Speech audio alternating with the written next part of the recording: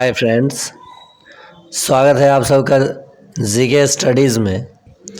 आइए आज के क्लास में हम लोग देखेंगे सक्षमता 2 में पूछे गए गणित के कुछ महत्वपूर्ण प्रश्न और ऐसे ही सभी प्रश्नों का मैं हल स्टडी अपने दूसरे चैनल स्टडी विथ राहुल 247 पे करा चुका हूँ। स्टडी विथ राहुल 247 जो मेरा दूसरा चैनल है, सभी दिन के दोनों पालियों का मैं प्रश्न पत्र का हल करा चुका हूं। आप इस चैनल पर जा कर के देख सकते हैं। तो चलिए इस चैनल पे हम लोग देखते हैं कैसा सवाल पूछा गया सक्षमता 2 में। 23 तारीख वालों के लिए थोड़ा सा वास्ट रहा। ये 23 तारीख को जितने भी लोग एग्ज़ाम दिए हमारे शिक्षक साथी, उन सब के लिए थोड़ा वास्ट रहा। देखिए, मान लीजिए वाई अक्ष पे, ये वाई अक्ष है, वाई अक्ष पे कोई बिंदु 5 और -6 है और यहाँ -1 और -4 है। ये बिंदु पे इसे 1:k में बोला है रेखाखंड को किस अनुपात में विभाजित करता है। तो मैंने मान लिया 1:k में विभाजित किया और वाई अक्ष पर बिंदु है तो x नियामक 0 और y नियामक y। तो इस बिंदु को हम लोग लेंगे 0 को। 0 बराबर k में 5 से गुना करेंगे 5k, ठीक है। जोड़ 1 में -1 से गुना करेंगे तो जोड़ ना होके क्या हो जाएगा, यह माइनस हो जाएगा। जोड़ ना होके 1 में -1 से गुना करेंगे तो -1 हो जाएगा और ये इधर आ जाएगा -1, तो 5k बराबर 1 हो गया। इसलिए k बराबर क्या हो जाएगा, 1/5, यानी आंसर हो जाएगा 1:5। समझ गए आप लोग। देखिए मैंने क्या किया है, y अक्ष पर किसी भी बिंदु का नियामक, किस पर, y अक्ष पर x का मान 0 और y का मान y होता है। ये रेखा था जिसका बिंदु 5 और 6 दिया था नियामक और एक नियामक -1 और -4 दिया था, -1 और -4 दिया था, ठीक है। और इसे मैंने k 1:k में विभाजित मान लिया कि विभाजित कर रहा है। तो 0 और y, यहाँ पे 5 और -6 था और यहाँ पे -1 और -4 था। ये 10th क्लास का प्रश्न है, फिर से मिट गया जैसे मैंने बताया था। देख लीजिए कितना बार मिटेगा, एक बार और देख लीजिए, वहाँ पे क्लिक हो गया। -1 और -4, इसे 1:k में मैंने माना कि विभाजित हुआ और y अक्ष पर x नियामक 0 और y नियामक y। तो 0 बराबर इस k को हमने 5 से गुना किया 5k, प्लस होगा 1 × -1, तो प्लस माइनस माइनस, तो -1। 1 में -1 से गुना किया तो -1।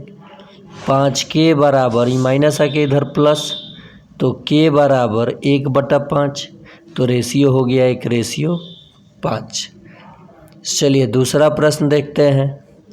7 सेंटीमीटर त्रिज्या वाले एक ठोस गोलार्ध का कुल पृष्ठीय क्षेत्रफल, गोलार्ध कहा है, हेमीस्फीयर, इंग्लिश देखिए, अर्धगोले की बात ये कर रहा है। किसकी, अर्धगोले की बात कर रहा है। तो अर्धगोले की कुल पृष्ठीय क्षेत्रफल होता है 3πr²। तो 3 पाई को पाई के रूप में ही रहने दीजिए। r 7 सेंटीमीटर है, 49 सेंटीमीटर का स्क्वायर, 9 × 27 के 7 हाथ में 2, 4 × 12, 13 × 14, 147 पाई सेंटीमीटर स्क्वायर। 147 पाई सेंटीमीटर स्क्वायर आंसर हो जाएगा। अर्धगोले का जो कुल पृष्ठीय क्षेत्रफल होता है वो होता है 3πr²। क्या होता है, 3πr²। r दिया था 7 सेंटीमीटर। चलिए नेक्स्ट प्रश्न। a किसी काम को 4 दिन में करता है, b उसी काम को 12 दिनों में करता है। दोनों का काम जो है इन दोनों का एलसीएम यानी 12 हुआ। टोटल काम 12 यूनिट था। 4 तियाँ 12। ए 3 यूनिट करता है एक दिन में और बी 1 यूनिट करता है एक दिन में। तो पूरे 12 यूनिट काम को ये दोनों मिलकर कितने दिन में कर देंगे? 3 दिन में। आंसर क्या हो जाएगा? 3 दिन। यदि वे एक साथ कार्य करेंगे तो कितने दिन में कार्य समाप्त हो जाएगा? तो 3 दिन में। देखिए क्या किया मैंने। जब भी ऐसा प्रश्न आपको मिले, ए कोई काम को कुछ दिनों में कर रहा है, बी उसी काम को कुछ दिनों में कर रहा है, तो ये दोनों काम का आप एलसीएम निकाल लीजिए। क्या? एलसीएम। तो 4 और 12 का एलसीएम 12। 4 तियाँ 12 तो 3 जोड़ 12 एकम 12 तो 1, तो 12 अब बटा 3 1 4 काट दीजिए। जो उत्तर आएगा यही दोनों का एक साथ का काम आ जाएगा। ओके, चलिए अगला प्रश्न मोड का प्रश्न है। बहुत सारे लोग यहाँ ये माइनस देखकर गड़बड़ किए हैं आंसर, लेकिन आप यहाँ पे प्रश्न देखिए। ये मोड से -9 बाहर निकला तो 9 हो जाएगा। देखिए मोड में संख्या चाहे प्लस रहे या माइनस, हमेशा आपको प्लस लेना है। मोड के बाहर आएगा तो अगर ये 7 भी रहता तो क्या होता? 7 ही। मेरे बात को समझ गए आप लोग? तो 9 माइनस में मोड में है तो बाहर आया तो प्लस माइनस। ये -3 मोड के अंदर है, बाहर निकला तो +3 प्लस -7 मोड के अंदर है, बाहर निकला तो +7। ये माइनस बाहर है, ठीक है। क्या है? माइनस बाहर है और हमको लगता है कि ये 5 मोड के अंदर होना चाहिए माइनस, और 5 बाहर निकला तो 5। 9 व 7 16। आइए -3 और -5 -8 बराबर में कितना आ जाएगा? 8। आंसर क्या होगा? 8 हो जाएगा। देखिए इतना आसानी से आपको कोई नहीं सिखाएगा। मैं आपको अभी इस चैनल पे पढ़ा रहा हूँ जीके स्टडीज़ पे। मेरा रिक्वेस्ट है कि अगर आप 23 तारीख के दोनों पाली का प्रश्न पत्र का हल देखना चाहते हैं, 24 तारीख के दोनों पाली का प्रश्न पत्र का हल, 25 तारीख के दोनों पाली के प्रश्न पत्र का हल, 26 तारीख के 6 to 8 के प्रश्न पत्र का हल देखना अगर चाहते हैं तो आप मेरे दूसरे चैनल स्टडी विथ राहुल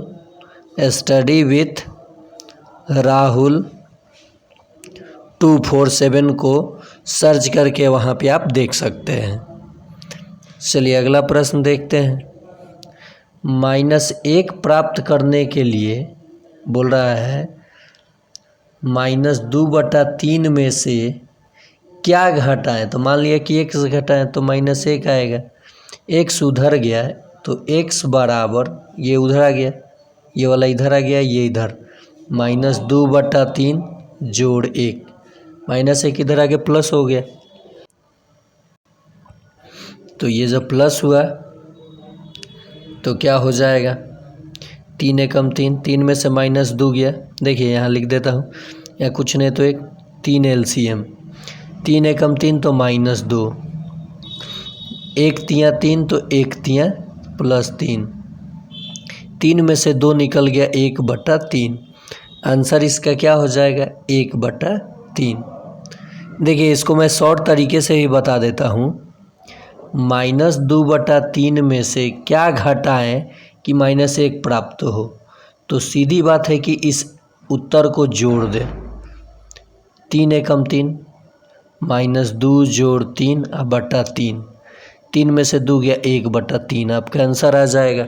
ऐसे भी आप कर सकते थे। चलिए अगला प्रश्न देखते हैं। 10 समान अखबारों 10 अखबारों की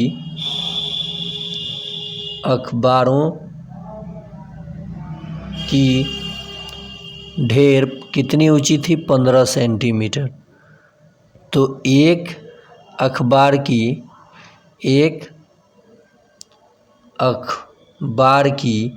मोटाई कितनी हो जाएगी? 15/10 यानी 1.5 सेंटीमीटर। तो 1 सेंटीमीटर और ये कितना हो जाएगा? 5 मिलीमीटर।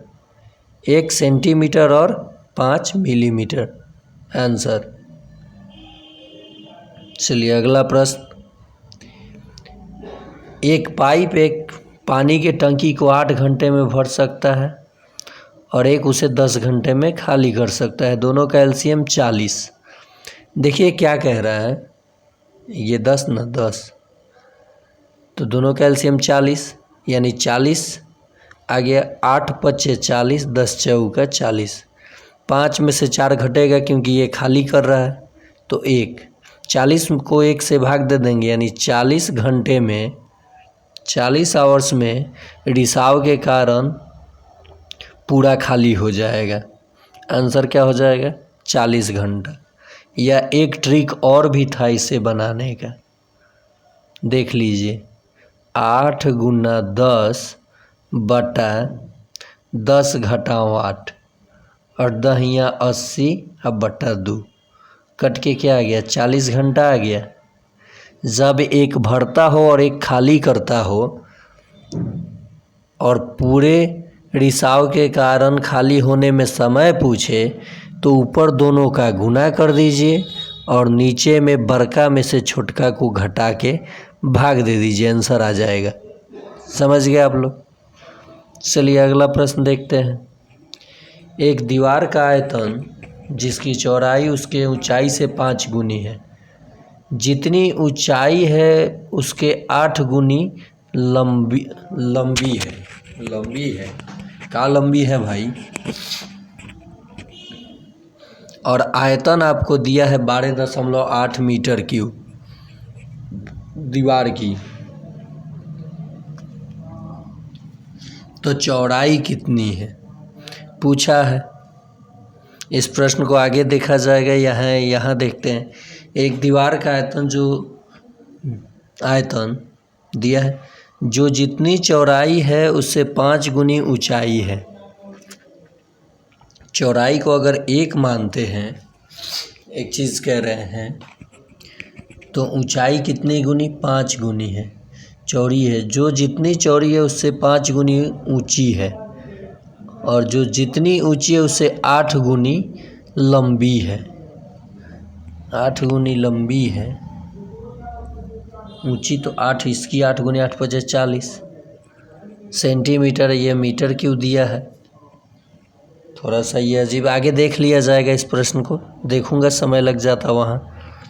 यदि एक सिलेंडर की ऊंचाई दी गई है 14 सेंटीमीटर, कितनी, 14 सेंटीमीटर ऊंचाई दी गई है, 14 सेंटीमीटर, और इसके घुमावदार सतह का क्षेत्रफल यानी वक्रपृष्ठ का क्षेत्रफल दिया है 2πRh, इसका क्षेत्रफल दिया है बराबर 264 सेंटीमीटर स्क्वायर। ऊंचाई कितना है 14, तो 2 गुने 22/7, या पाई को रहने भी देंगे तो कोई बात नहीं है, लेकिन ले ही लीजिए ताकि त्रिज्या मिल जाए, तो आयतन हम लोग बता देंगे, या फिर हाँ त्रिज्या निकाल लीजिए, इसमें त्रिज्या से अगर गुना कर दें तो पाई आर 2 नहीं तो गड़बड़ हो जाएगा। चलिए ठीक है, आर ऊंचाई कितनी है 14 बराबर 264, 2 से कटेगा 13, 2, फिर 14 से ये कट जाएगा, ना 14 से नहीं कट रहा है, देख लेते हैं, 22 से कटेगा क्या, 6 दूनी 12, 6 दूनी 12, 1 13, 6 आ गया, 7 6 42, 7 दूनी 14, और ये 3, त्रिज्या कितनी आ गई 3 सेंटीमीटर, काट करके ये पूरा कैलकुलेशन करके त्रिज्या कितनी आ गई 3 सेंटीमीटर। तो अब आयतन क्या होगा, πr²h, यानी 22/7 गुना त्रिज्या कितनी 3 गुनी 3, और ऊंचाई कितनी 14, 7 दूनी 14, 22 दूनी 44 गुना 3 तिरिका 9, न चौका 36 के 6, न चौका 36, 37 38 39, 396 सेंटीमीटर क्यूब क्या हो जाएगा, 396 सेंटीमीटर क्यूब आयतन हो जाएगा। देखिए मैंने क्या किया, ये आपको सिलेंडर का ये ऊंचाई दे दिया गया था 14 सेंटीमीटर और इसका क्षेत्रफल घुमावदार सतह का यानी कर्व सरफेस एरिया दे दिया गया था 264। तो यहाँ से मैंने त्रिज्या निकाला तो कितना आया 3 सेंटीमीटर और घन ये आपका सिलेंडर का यानी बेलन का जो ऊंचाई होता है ये आयतन होता है क्या होता है पाई r स्क्वायर h। मैंने मान रख दिया, आंसर आ गया। चलिए अगला प्रश्न देखते हैं। 5 और -15 में 15 को क्या कहा जाएगा? तो ऊपरी सीमा यानी उच्च सीमा, ऊपरी सीमा अपर लिमिट और छोटका को लोअर लिमिट। यहाँ 4 प्रश्न पूछा जा सकता था आपसे।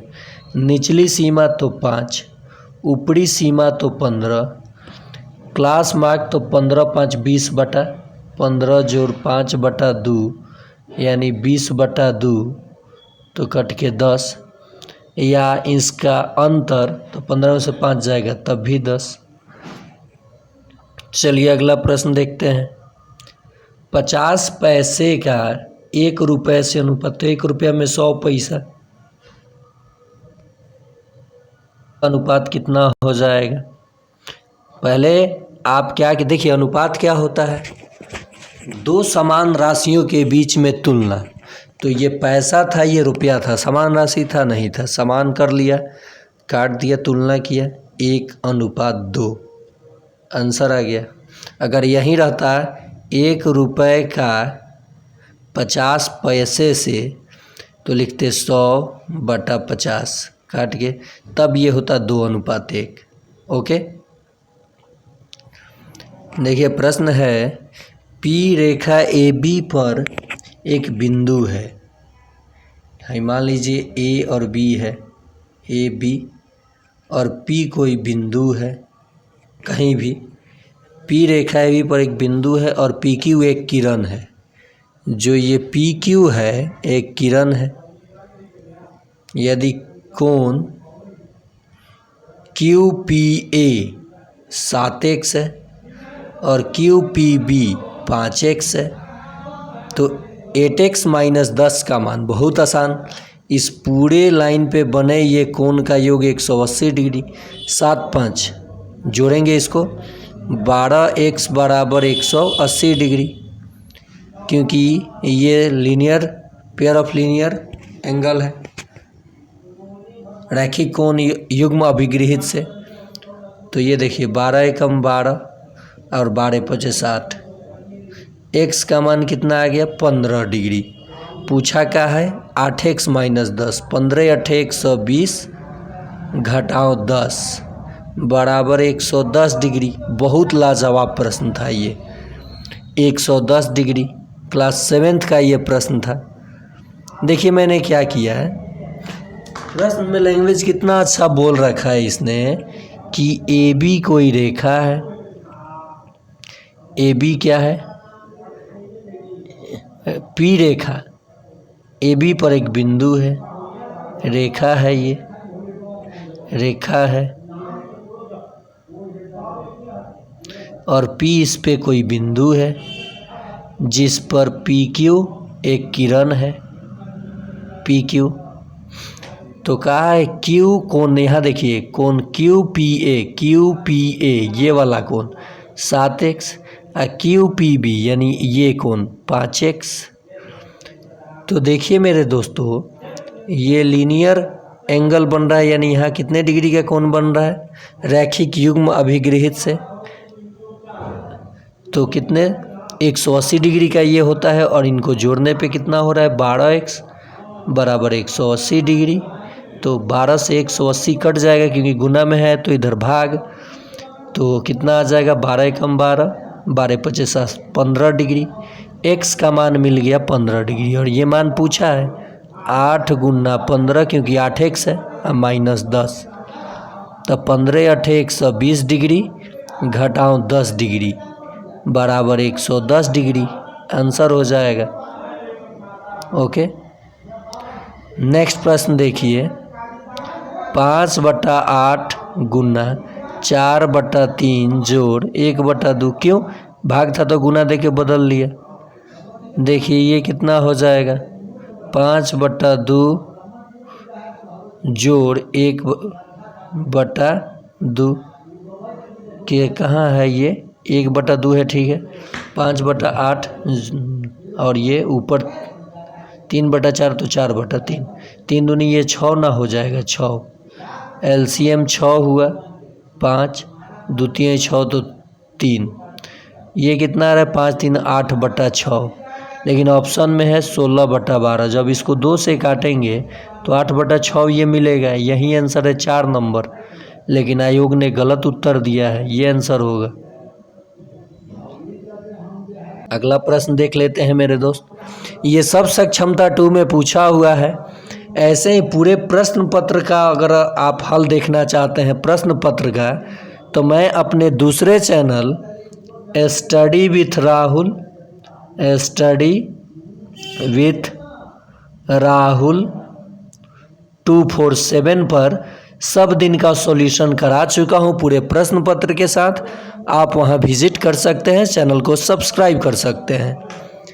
एक भोज्य पदार्थ में 2 कप चीनी और 3 कप आटा, 6 to 8 के लिए में पूछा गया था। 2 कप के लिए 3 कप आटा, तो अगर 8 कप कर दें ये 4 गुना, तो इसमें भी 4 गुना 12 कप आटा की आवश्यकता होगी, 12। आयोग ने गलत उत्तर दिया। ये भी प्रश्न का आयोग ने गलत उत्तर दिया। x का मान 6, तो 3 गुना 6 जोड़ 4 अब बटा x का मान 6 घटाओ 2।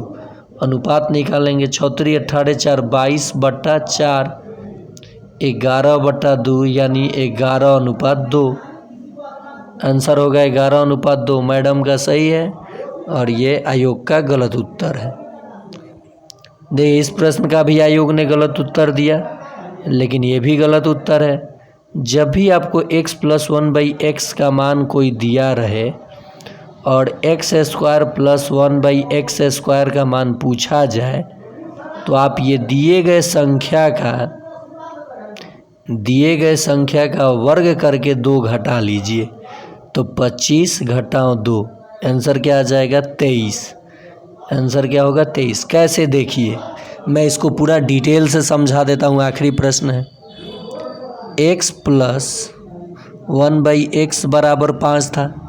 मैंने दोनों तरफ वर्ग किया, इधर भी और इधर भी, तो ये a² + b² 1/x² + 2 × a × b 1/x।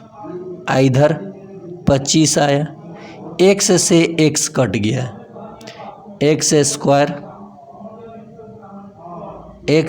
यहाँ जोड़ 1/x²। आई प्लस में 2 है, इधर जाके घट जाएगा, तो 25 घटाओ 2 कितना आ गया, 23। आंसर क्या आएगा, 23। इस पे आप लोग एक प्रश्न का जवाब देंगे, x + 1/x = 7, तो x² + 1/x² का आपको मान बताना है। ऑप्शन है A 51 और ऑप्शन B है 47। कमेंट में जवाब ज़रूर दीजिएगा आपने कितना सीखा। और पूरे प्रश्न पत्र का हल सक्षमता 1 और 2 का देखना है, सभी पाली का, तो आप मेरे दूसरे चैनल स्टडी विथ राहुल 247 को सब्सक्राइब कर लीजिए। साथ ही साथ सक्षमता 3 की उस पर कोर्स शुरू करा दी गई है, आप वहां से तैयारी कर सकते हैं।